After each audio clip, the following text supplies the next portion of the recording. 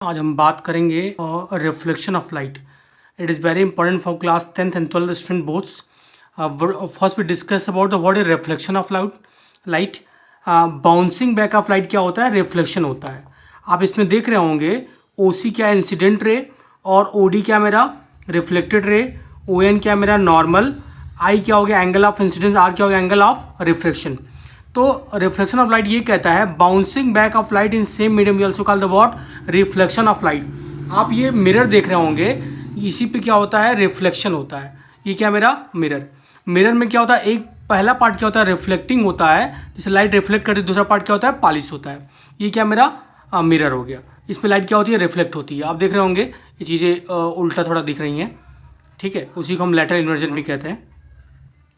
अब reflection are two types.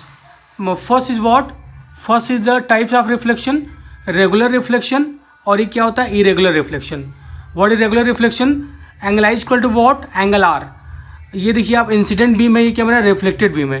तो जो इंसिडेंट बीम हमारा क्या कहलाएगा, वो क्या है इंसिडेंट.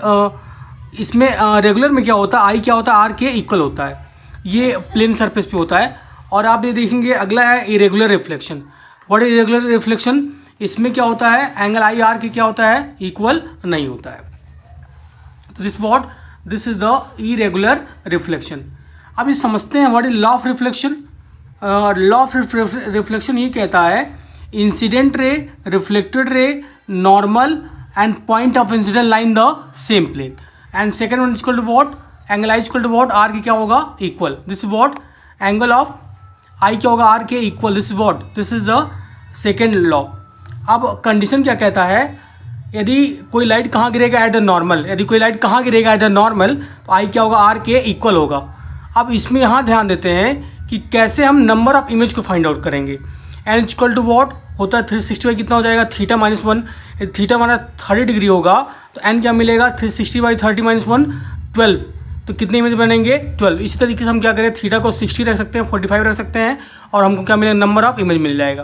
तो हमने क्या क्या पढ़ा, हमने पढ़ा कि what is reflection. Bouncing back of light equal to what reflection of light. Reflection are two types. First is the regular reflection, second is the irregular reflection. And what is the law of reflection? Incident ray, reflected ray, normal, point of incident line the same plane. And what is second law of reflection? Angle I equal to what angle R क्या होगा equal होगा. This is the second law of reflection. अभी हम लोग reflection की बात कर रहे हैं.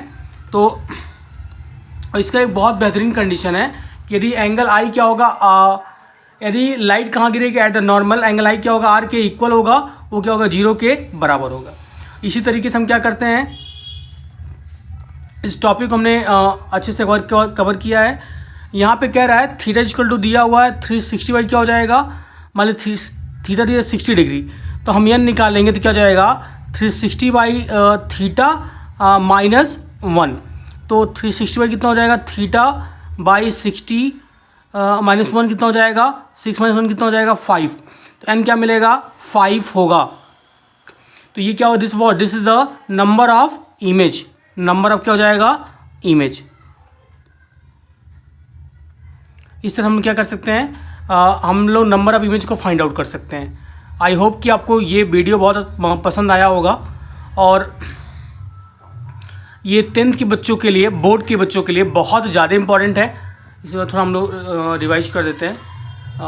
ये हमारा हो गया रिफ्लेक्शन, टाइप्स ऑफ रिफ्लेक्शंस.